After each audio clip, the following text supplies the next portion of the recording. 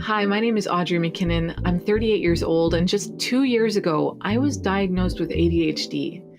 It's a diagnosis I suspected since high school, almost as long as I wondered if I might be autistic too. But I'm not the typical stereotype of either, and just like many other girls, I was easy to miss. I almost failed art in grade 3 because of a crumpled up assignment I tried to take home and finish, then didn't, but I was easy to miss. I barely finished high school with 1% in English and 49% in math just weeks before the final credits were due, but I was easy to miss. I changed jobs, careers, and apartments as if change was water and crisis was air, but I was easy to miss. Just like many girls, I was found to be depressed and anxious or just dismissed in the doctor's office. In the real world, I was lazy, disorganized, and weird at best. At worst, I was a problematic, burnt-out employee and alcoholic, and as a consequence for my impulsive decisions and misjudgments, there were times I was homeless and hungry. Like many girls my age, just finding out they meet the criteria for ADHD, autism, or both. Only now, after decades of shame for failing so badly within the framework of neurotypical expectations, like many girls my age, I was misdiagnosed, dismissed, or missed altogether. And so that's what this podcast is about. It's a collection of stories to start correcting the narrative about ourselves because we deserved better. And it's not too late to start now.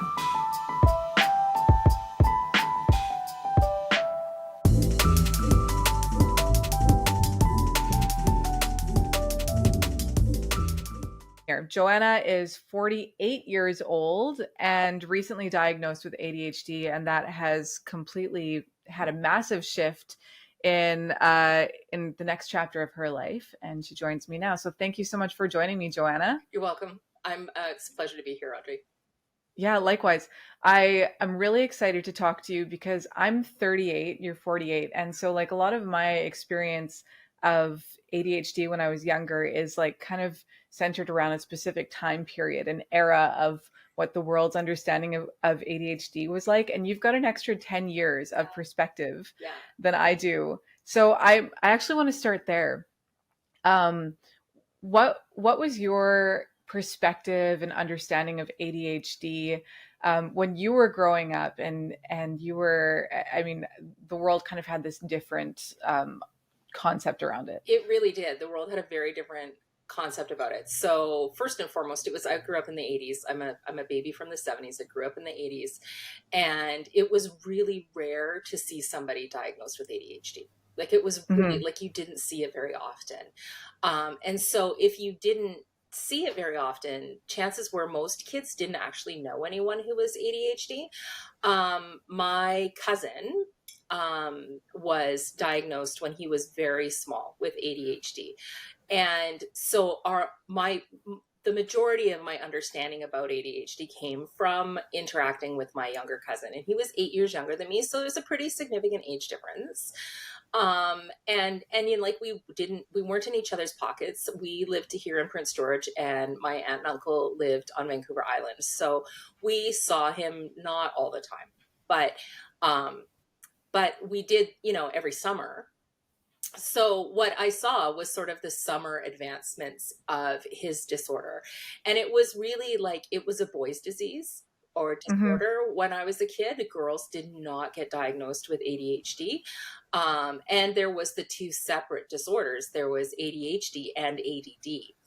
And so they had gone through this whole process with him of getting him diagnosed. And the big question would have been then at that point, is it ADHD or ADD? And he was very H. So it was obviously ADHD, but there was such limited understanding about it that, you know, what the question of will they, won't they medicate was a big thing. Like it was a big, I remember it. And I mean, like my perspective as a teenager watching my aunt and uncle go through this.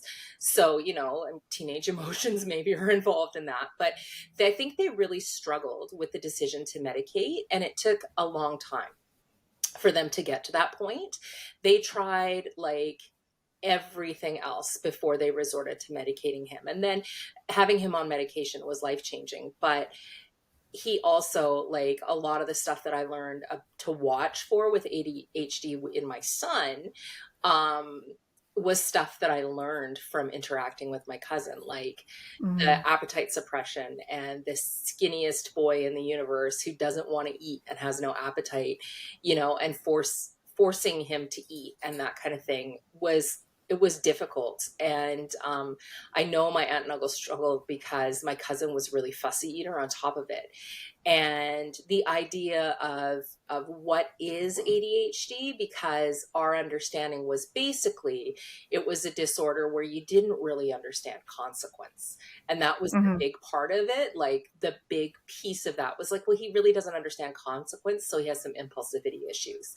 And that was true throughout his entire teenage experience, is that, the action would happen without any consideration for the consequence. And so, you know that was kind of how we understood it. And it was one of those things, like, you used it as an insult to people when you were a kid. You were like, what are you, ADHD or something? If you had somebody that was acting out or was a little too wild or seemed like they were hyper or whatever, it wasn't something that was really well understood. And I don't even think for your generation it would have been well understood either.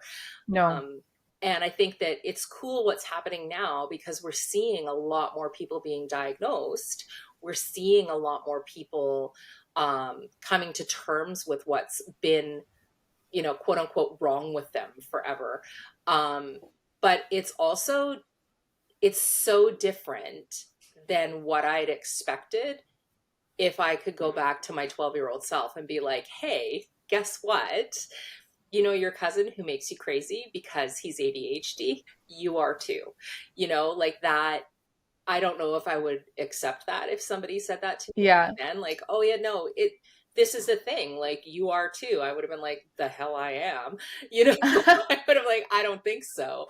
So it was different. It was a really different time. It's interesting hearing you talking about the kind of like playground mockery as well, because I know, like, my recollection of the 80s and 90s was like ableism was like a lot more, um, oh, well, it was like really normal to like mock people with disabilities. It's awful. I'm so glad that as a society we've moved forward from that and we're not in that place anymore. But I wonder how much that kind of played into this idea of that, your 12-year-old version of yourself wouldn't accept something like that either, even if you heard it. Yeah, absolutely. Because, like, I don't even think that I wouldn't even know if I went to school with someone who had ADHD when I was Hmm. in elementary school. Maybe in high school, I could maybe guess about a couple of people, but we also did a really good job of masking, Yep. because you didn't want to be made fun of, you didn't want to be called a spaz, you didn't want to be called um the R word, like, you didn't want to have those insults used against you. and Hmm. and the idea now, like, I remember the first time somebody said, we don't use that word anymore. And I'd noticed, right? I'm like, I can be corrected. I'd noticed, but I hadn't thought about it. And I was like, yeah, okay, yeah, we don't use that word anymore. That's good. Actually, that's really good. And now we're Yes. seeing a lot more of those derogatory terms being said. We don't use that term anymore either. Hmm. So that's kind of cool, because a lot of them they're really ableist. They're very like, oh, there's something wrong with you. And I don't necessarily think that ADHD is something wrong with you. It's just something that's different about you. I completely agree with that as well. Okay, so you, at the tender age of 48, found out, yes, you do have ADHD. How do you go from, 12-year-old you would be somebody who would completely reject that idea, to now at your age, finding out that yes, that does fit you, and it is an adequate and helpful description of your neurotype. Yeah, and I pursued that diagnosis as well, which, Yeah. like, 12-year-old me never would have. 12-year-old me was kind of like, I'm gonna go live in a cave and be a hermit. No one will ever see me again. Um, I, I had kids, and I think that was the big change for me. I if I look back, I could go on for hours about all the little indicators that were there. But I never would have seen them. But during the early part of the pandemic, the schools closed, my kids came home, and my husband and I just happened to be in the absolute right careers at the right time to have the pandemic happen. He was working straight night shifts, which meant he was home during the day. I worked days and evenings, which meant I was home at night. The kids were never alone. So when it came time for September to roll around, because I'm a nurse and I work primarily in long-term care, I was really worried about taking COVID into work. And it really, really bothered me. My dad also had a life-limiting lung disease, and I was really worried about the kids bringing COVID home to him. He's a widower. We were his bubble, and I was really scared about it. So I pulled the kids out of school and put them in distance ed, and which was great for both of them because it kept them safe, it kept them healthy, it kept all of us healthy.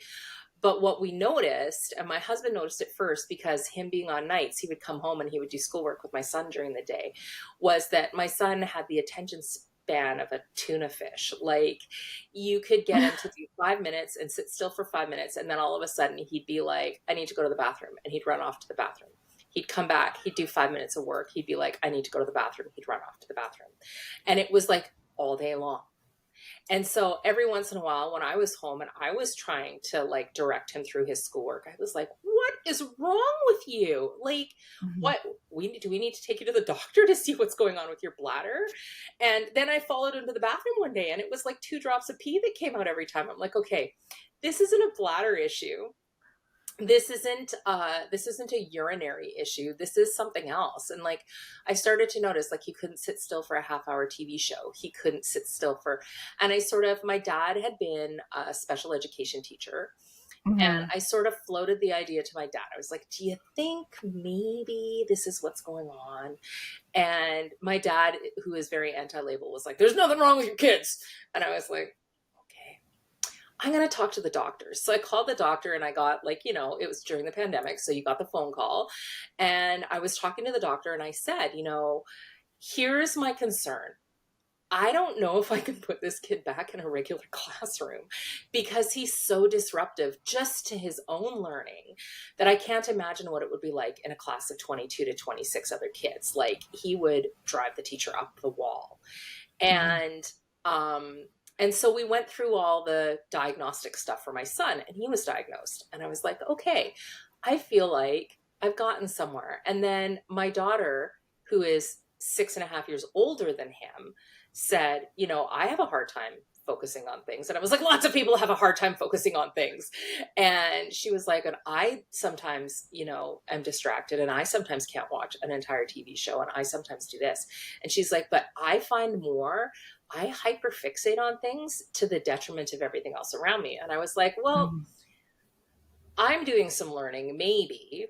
And so I floated it past my dad again. My dad it was a 180. It was a complete about face. As soon as my son had his diagnosis, my dad was like super on board, very supportive, very like, he still didn't like labels, but he was really supportive and really good about Nick's diagnosis. And like learning strategies and all kinds of stuff. Cause my dad had taught special ed and alternate ed kids for years. And so, he was just really worried that he would get labeled as that ADHD kid and struggle through school. And I was like, that's fine. I can be a mama bear if I need to. And if he's falling through cracks, I will be a living nightmare. So, and so anyways, we pursued my daughter's diagnosis and we went through all of the testing for my daughter. And the doctor was like, well, yeah. And that's not surprising because they're siblings. And I was like, oh, okay. So we get her settled. And after a few months, I was like, when we did that first series of questions about my son, I could have answered every single one of those yes for me. And even when we moved on to the impulsivity one, I was like, maybe not all of them, but enough of them that it was, troubling to me. And so I went back to my dad, spending a lot of time with my dad, and went back to my dad and said, I think maybe I am too. And he was like, well, the more I've read up on it, and the research has changed significantly since I'd retired, because he'd retired the year my daughter was born. So like, 15 years ago at the time. He's like, the research has changed significantly, and particularly around women in diagnosis and girls in diagnosis. And he was like, I honestly, I wouldn't be surprised if you were. He said, I think your mom was. And, Wow. and the more we talked about it, he said, honestly, I probably am. And I can guarantee you your brother is. So, we went through this. So I went back to my doctor just before my 48th birthday and said, hey, you know how I keep bringing ADHD people to you? Can we have a conversation about me? And he was like, yeah, I mean, why do you think? And so I said, like when we did all this stuff for Nick and we did all this stuff for Sophia, like it really could have been answering those questionnaires positively for myself as well. And he was like, well, the apple doesn't fall far from the tree. So I'm not surprised, and let's trial you on meds. And so that was sort of it. Like, and that was about a year ago now. Like my 49th birthday is coming up pretty quick. Wow. And yeah, it's been really eye-opening. It's been a very different year for me because I know why I'm this way now. I'm not just constantly frustrated by things. I was diagnosed with depression and anxiety in my mid-20s, and I think that probably, even though I would hesitate to go off my meds, I feel like that's, in all likelihood, it's a misdiagnosis because it was probably more of a failure to accommodate for my neurodivergency. Yeah, explain that for, maybe for people who don't have the same experience as you or I and don't understand kind of how your ADHD symptoms, if they're not recognized, can kind of play into these other kinds of mental health issues. So for me, it took me 10 years to finish university, like at least 10 years. It was more than 10 years. I took a break in the middle. So it was about 10 years of schoolwork to finish university. I started at 18, and I did 2 years at the local college, and then I went up to UNBC and wasn't really enjoying that. And so I decided I wanted to go to Vancouver because everyone who lives in Prince George wants to escape Prince George at some point in their life, inevitably gets sucked back. And I went down to SFU and horrifically bombed. And I was like, but that's okay because I have a new plan. I'm going to go into broadcast journalism. So I did a year at BCIT, and then that wasn't what I wanted to do. So I went back to school for like just thinking, well, I'll just finish my BA and get it all done with, and then I'll figure out what I want to do, because really a BA gets you nothing. So I'm going to have to do something anyway.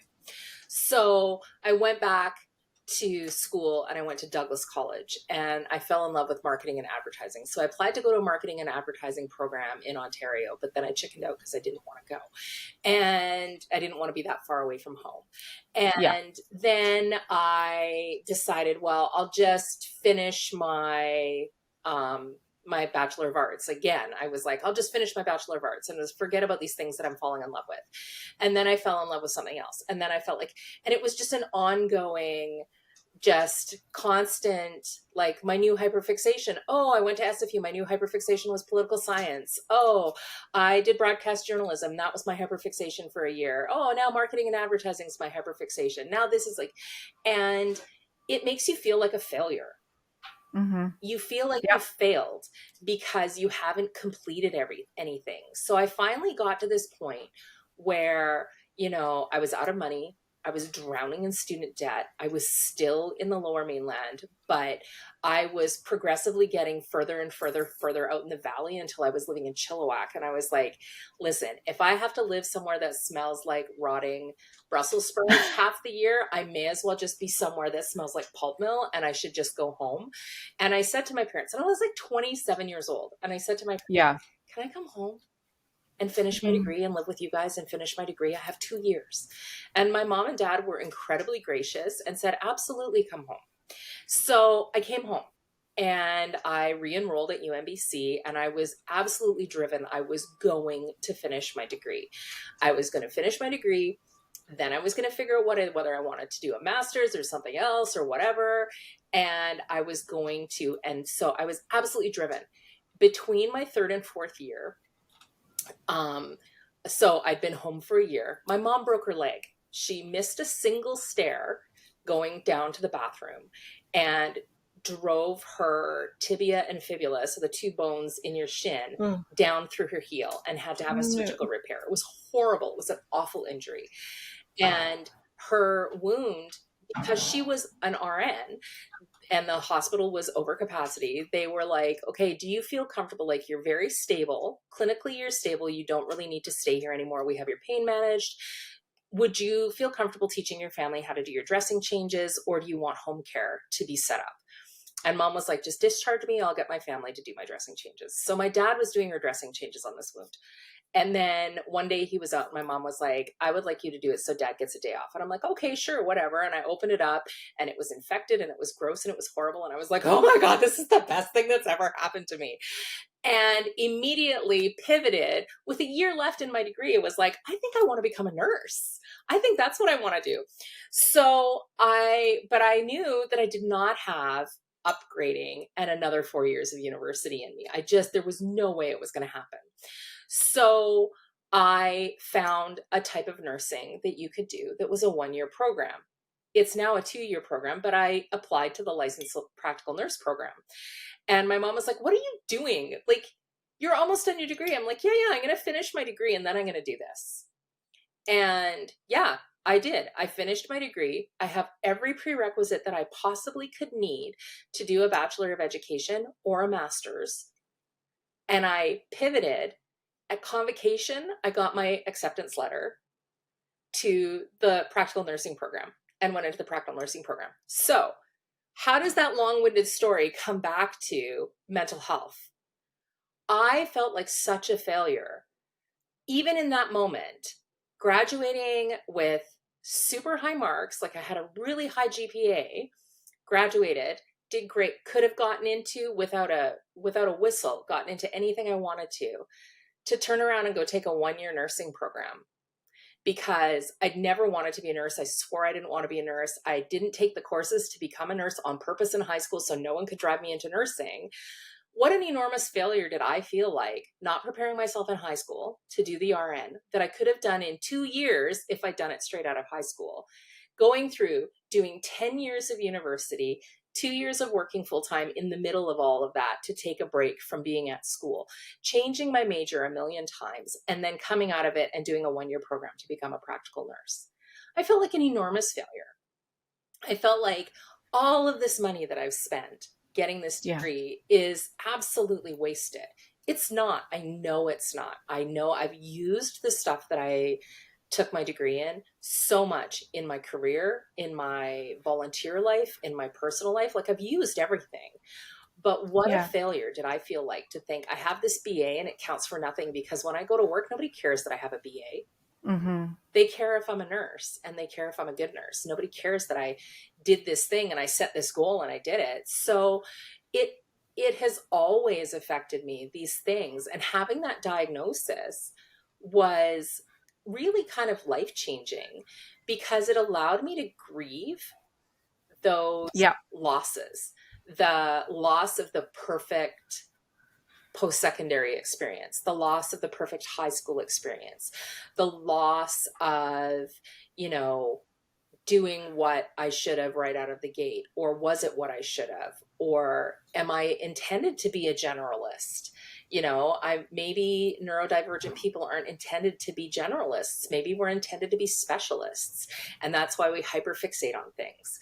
Yeah. And so, my hyperfixation for the last 20 years has been nursing, but I've used my marketing and advertising experience. I've used my poli-sci knowledge. I've used my English degree. I've used my history knowledge. Like, I've used all of those things, but not for my career.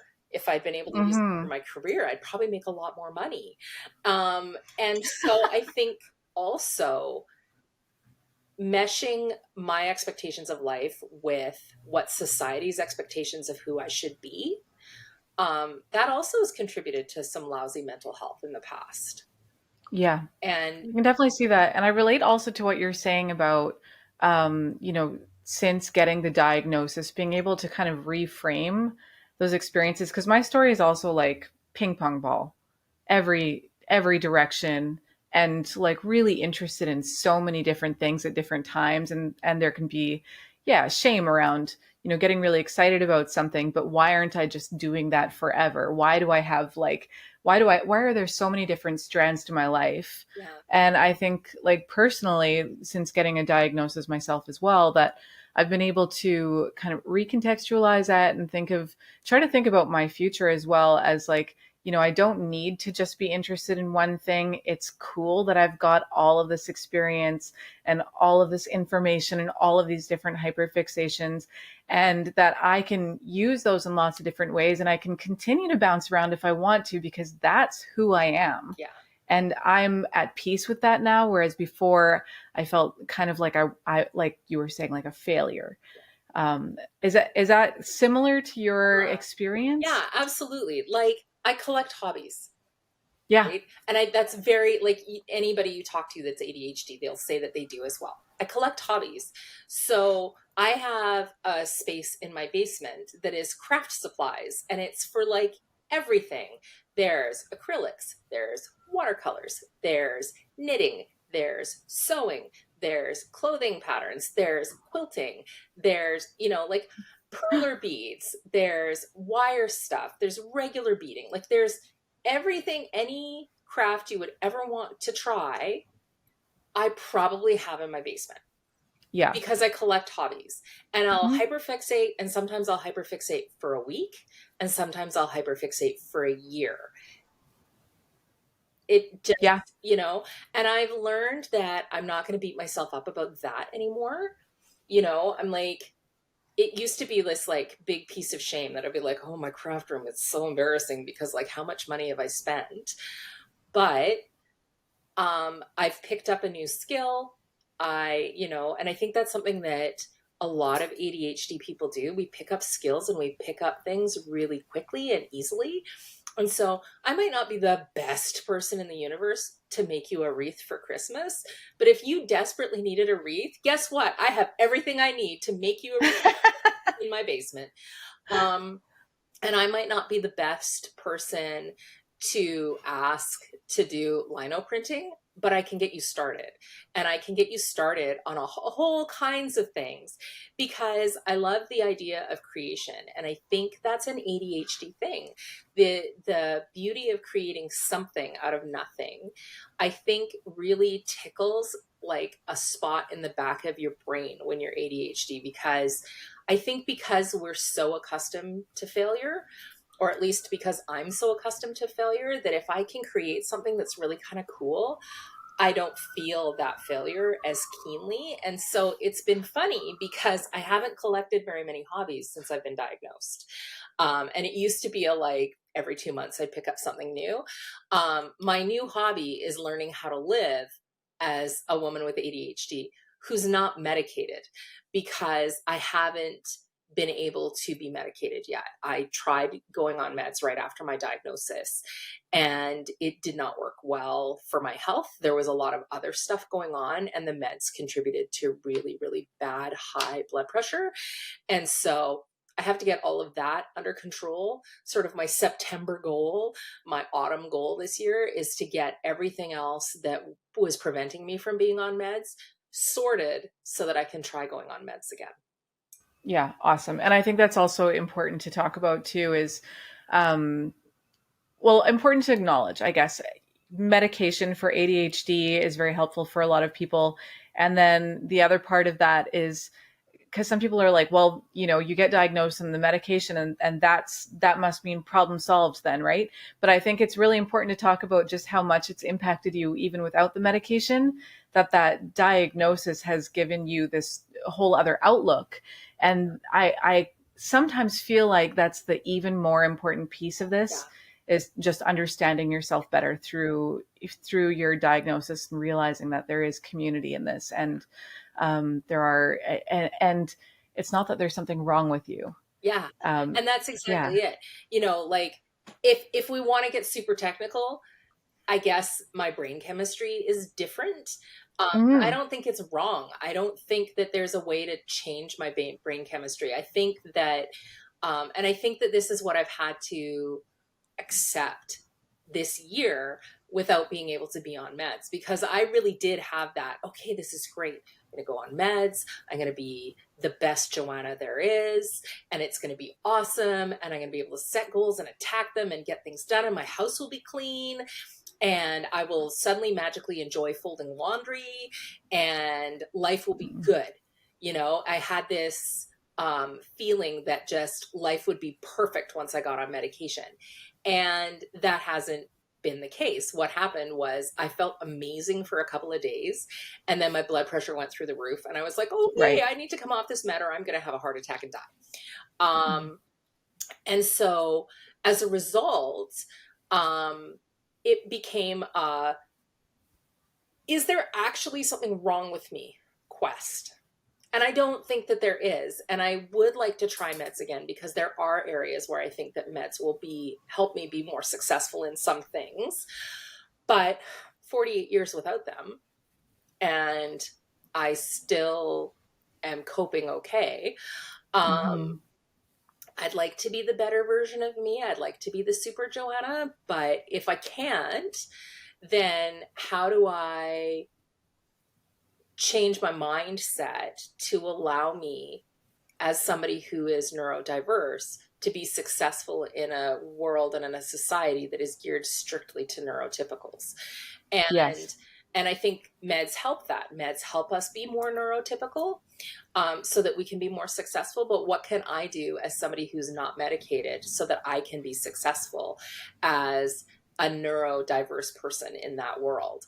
And that sort of has been, I think that that's been like why I'm not picking up hobbies this year, is because I'm trying to figure out my hyperfixation, and my new interest and my new hobby is figuring out where I fit in this world if I can't be medicated, and how do I fit in this world if I can't be medicated, and how does that work, and what strategies have I used for 48 years that I'm going to continue to use to be successful? Like, what strategies? There have been times in my life when my house has been spotless. What was my strategy at that point? Mm-hmm. Like, how did I do that? How did I, instead of looking at my Facebook memories and being all like, oh, look, another, hey, it's been a year, I have to purge the basement. How do I look at when my house has been neat as a pin and keeps me happy because messes make me anxious?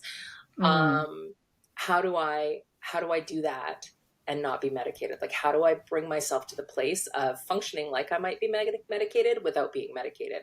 So that's yeah. sort of, I think that's been why I'm like, I don't really want to paint this week, and I don't want to do needle felting, and I don't want to do lino carving, and I think I just want to try and figure out how to be this person.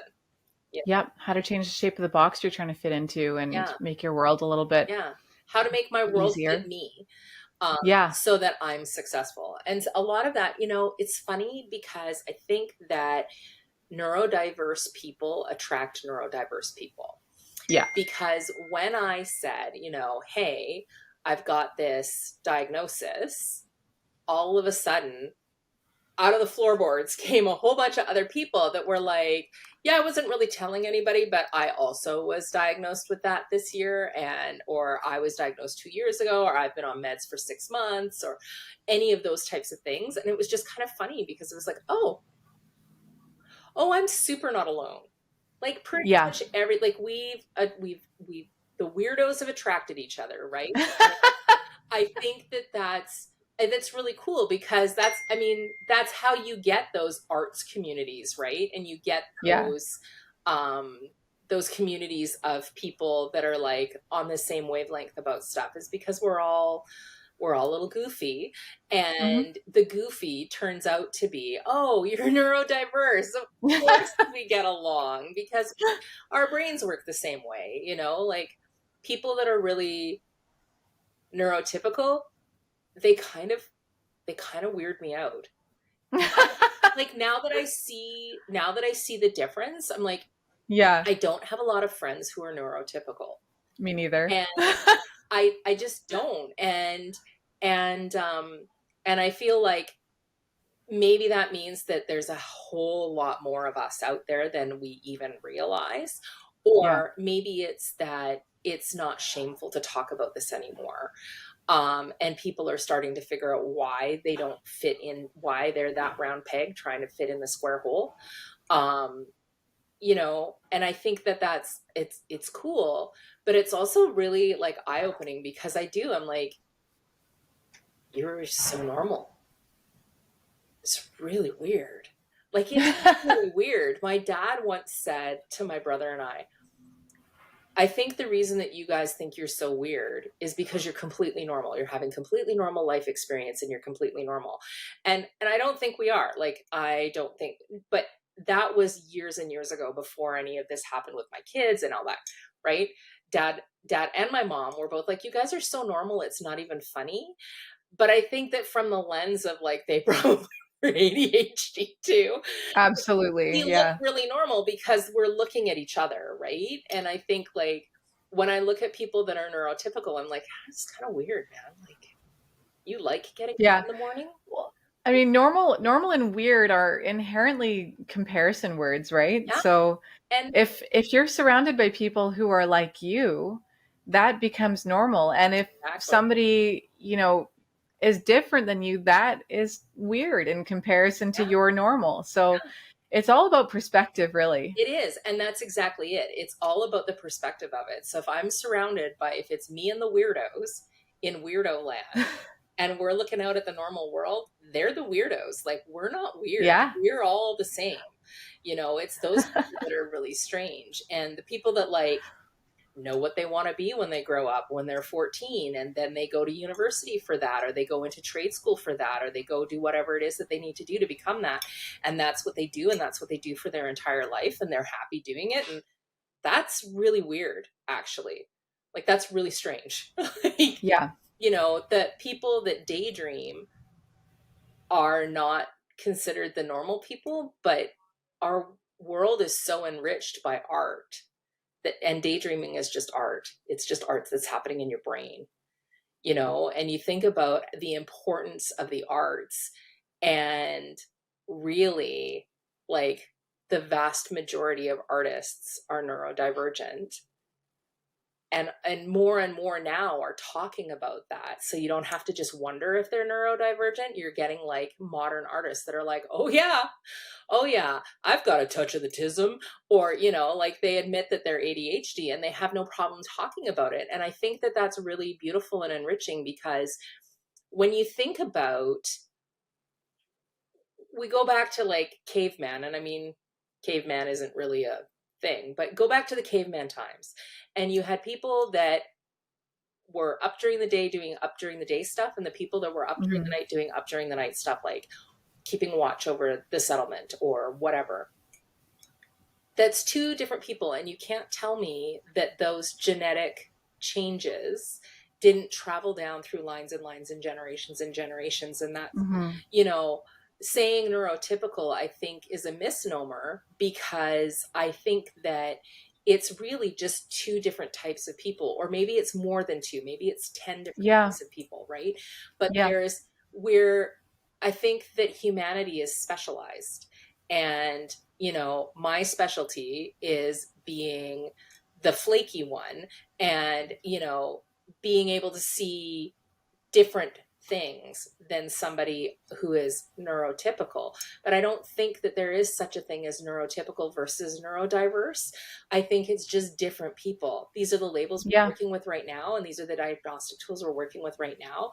But who knows, like, maybe in 50 years, maybe even less, we'll have different terms to refer to those things, because I don't necessarily think that those are accurate terms. I don't think Neurotypical and neurodivergent, you mean? Yeah, I don't think that I'm that diverse. When I'm surrounded by people like me, am I? Yeah, well, the terms, again, they assume,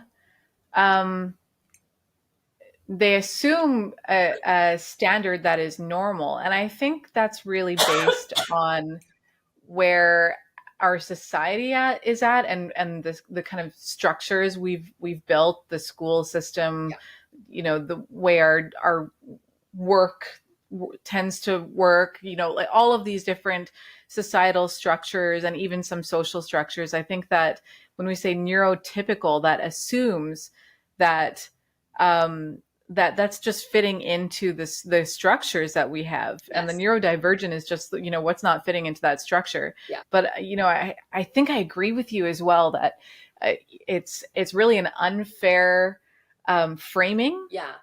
and it's problematic, really. Yeah. Like it's neurodivergent in the context of expectations that, why do those expectations exist? Yeah. Because I've questioned my whole life those kinds of things, like, why do I have to act like this? Why do I have to do that? Why are the rules this way? Like, who decided that? Because um it seems a little random Yeah. sometimes, And that's the thing. And I think that that's because our brains are working differently, right? And Yeah. so I think that idea, society is a construct. It Hmm. can be Yeah. deconstructed with enough force. And you see that in revolutions all the time, right? You can Hmm. deconstruct society and turn it into something completely different. It takes a lot of really angry people to do it. Yeah. Or you can see this slow progress that we're having now in deconstructing the expectations of society as more and more people are diagnosed with neurodiversity, whether it's Hmm. autism or ADHD or anything else. You're seeing that, oh, okay, so you just see the world in a different way. And more people are understanding that and accepting that. And I think that that's really cool. But I think, yeah, like it is a social construct. So I don't fit into what society expects me to be. Um, for me, it's coming to that place of accepting that, okay, I'm not going to fit in. And how do I still have a good quality of life, and how do I still provide my children with a good quality of life, and how do I at the end of it all look back and say I did the best I possibly could. And I think challenging myself has become really important in this past year, to look at things and say, like, okay, are you feeling this way? Like the rejection sensitivity, oh my god, are you feeling this way because of the ADHD, or do people really actually hate you? Yeah. And then when you say it out loud, it sounds so stupid. Well, obviously people don't actually hate you, right? Like, but it was something my mom said to me when my daughter was really young, and I just had her. My daughter is very, very sensitive, like very sensitive, and would like cry at the drop of a hat, was very like, oh, my one feeling has been destroyed. And I sometimes I didn't know how to cope with that. I was like, I don't know what to do. And my mom was like, the old saying, you get what you were. You are getting what you were. You're getting a child who is just like you. And she said, I used to worry that you would never find a place where you would fit in. You were so sensitive. Everything hurt your feelings. Everything upset you. You felt things so deeply that I was always so worried about that I was like, she said I probably wasn't the best mom that I could have been, because really, like, a lot of my childhood memories are, stop crying, for God's sake, this is nothing to cry over, right? And like, I couldn't have a birthday without a meltdown.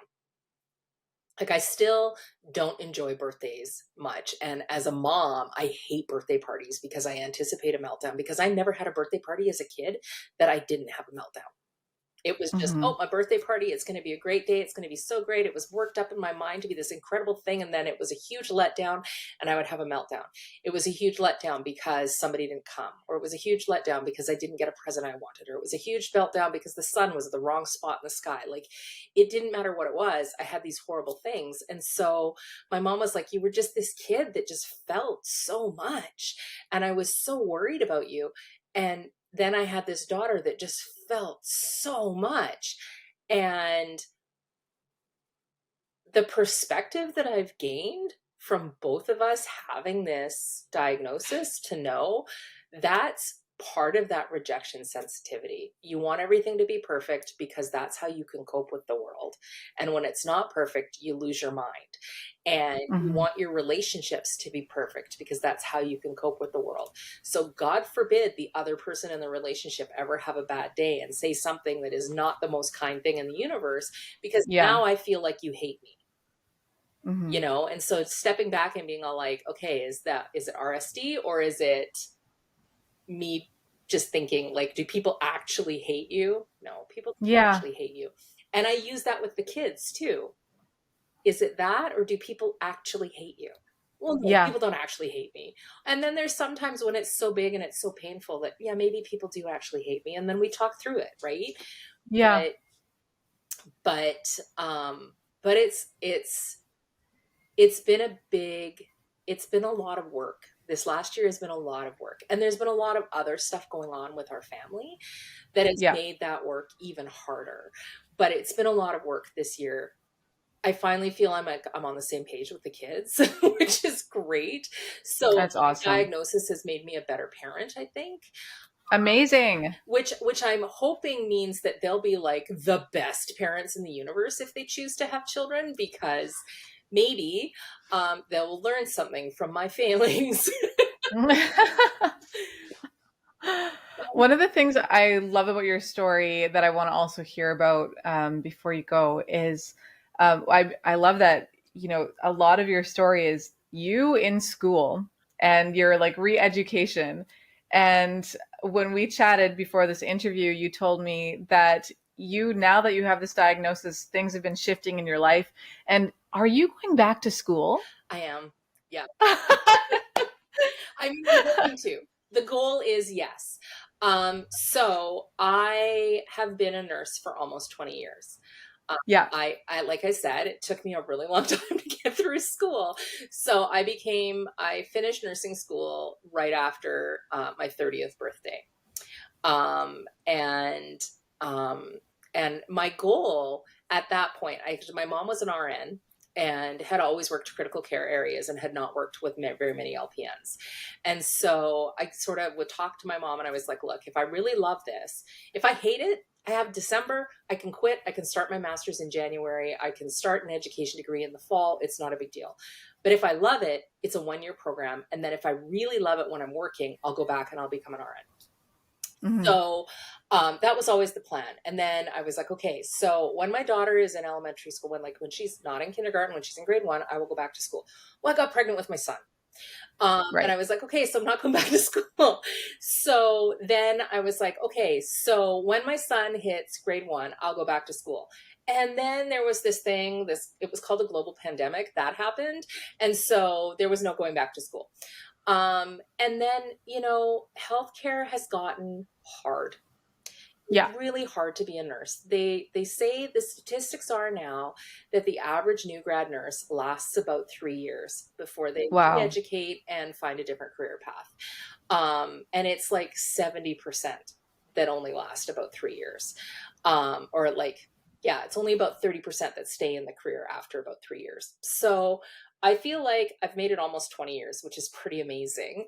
Um, but it wears on you, like the short staff and some of the stuff that is changed with regards to scope of practice that is really difficult to sort of determine what is your scope versus what is your scope versus the like for what the law says, what is your scope for what the college that governs us says, and what is your scope for what your employer allows you to do. And that constantly changing can be really burdensome. People don't trust the healthcare system like they used to, which means that people come in and they're a lot more aggressive and it's a lot more difficult to work and not um, suffer abuse. And like nurses get a lot of abuse in long-term care. I think we're really lucky because it's not as awful as being in acute care or being in the ER or something where you have like people coming in. But we do have patients that are, if their dementia has got them in a delirium or something else is going on with them, they can be really violent and aggressive. And, historically, anytime a nurse is assaulted, the question is, well, what did you do to prompt this. It's not let me support you after this has happened. It's what did you do to prompt this? And we're short staffed and it's not getting any better. And everybody's burned out because the pandemic was so hard on us. And even coming out of the pandemic, we're even more short staffed than we were during the pandemic. And it's just not, it's not my dream job anymore. And I had really now I've gone back to that place where I was like, well, what did I do my degree to do? I did my degree to become a school teacher. And so now at almost 50, my plan is like, I tried to get into this fall intake in September, but the program was like way over full already. So applications open in October for the Bachelor of Education at UMBC, and I'll be putting in my application at that point. Awesome. So, I'm excited for you. You're so courageous for doing that. I'm really excited too. I know, like, thankfully I don't look as old as I am, so hopefully I'll be able to mask that a little bit. But I'm excited to really move forward to something that I have always wanted to do. Even as a nurse, I've been an educator. I've taken clinical groups for the LPN program. I've been a preceptor for students. I love teaching. I love supporting my coworkers if there's something that they need help with and I have the education to help them with it. I love that. It's one of my favorite parts of my job is the education side of things. And so I feel like I've scratched the itch. I've done the nursing thing. And now it's time to move to what I really have always wanted to do. From the time I was like a kid, I wanted to be a teacher. So it's going to take me 50 years, but I'm finally going to get there. I'm hoping. So I put my fingers crossed. I've double checked. I do have all my prereqs. It's just a matter of actually getting accepted into the program. You'll get accepted. I'm so proud of you and so excited for you. I think that it's never too late. And yeah, self-actualization can happen at any age. It can. And it's funny that you would say that because I was talking to my brother the other day. And so my brother works in special effects in the film industry. He's also a millwright. And so he was talking about he and his wife's plan because I think they're done with being in Vancouver. I think they're done. Right. They're done living in a postage stamp sized apartment and they want to move on to better things. He's 4 years older than me. His wife is my age. Like they're wanting to live. Right. And it's really hard to live when you live in Vancouver. Mm-hmm. And so he was talking about what they're talking about. And it sounds like he's also going to go back to school. And he's also going into teaching. So it's just kind of funny that seems to be where we're both going to wind up. Because he's a millwright, he's hoping to teach trades. And so I was just like, that's super cool that we're both going to wind up teachers in our 50s. But yeah, I just thought that was really funny, particularly because, he and I have talked a lot as well. And I think, we're pretty sure that he's also in neurodivergent land with me. Mm-hmm. My brother's had like, I don't know, 85 careers. Like he's the guy. He's the guy who really like ticked all the boxes, We were told as Gen Xers, oh, in your lifetime, you'll have at least 3-4 careers. That's just the way that the economy is going and the way that the workforce is going. And I've had, one. I mean, I sort of have had more than one because I did work for a few years to supplement going to school and also instead of going to school in that big window of 12 years that it took me to get my degree. And I did work for a few years as an admin. So I've had more than one career, but I mean, I've had one career, right? My brother has like done everything. He's had all of the careers and they've all been really cool careers. And so it was so funny to me that he's like, now, we're moving into something else now, because I figured that this one was his retirement career, but so Yeah. Some of us are never done finding No, new and careers. I have a very, very long resume as well of different I careers think that that, that's really cool. And I think that I mean, that ticks all those boxes, right? That all the ADHD. Yeah, I see that you yeah, bounced around from job to job. But I think it's really cool because you're exercising different parts of your brain and you're using the totally. stuff. I mean, there's so much stuff that you can take from one career and move into the next career and use. Oh yeah. And people never even realize that you're utilizing those things. You Oh know, yeah. like, I am the queen at you know, finding those things in common, transferable yeah, skills, finding yeah, transferable skills and identifying them because yeah, I mean, I have like so many different interests and everything, but I see connection between all of them. yeah. I think there are things and all of the things I've done make me even better at the next thing I'm going to do Yes. because there's just little nuggets you can draw from everything. That was So, my mom's big thing when I was always really down on myself about, like, oh, I've had like 5 different majors in university and I've done this yeah. and the other and I'm like a big failure because I've never finished anything. Her thing was look for the transferable skills and look at the little bits you can take and all of that will affect your life for the better. And I Mhm. mean, yeah, it does, like right down to volunteer jobs, like Yep, absolutely.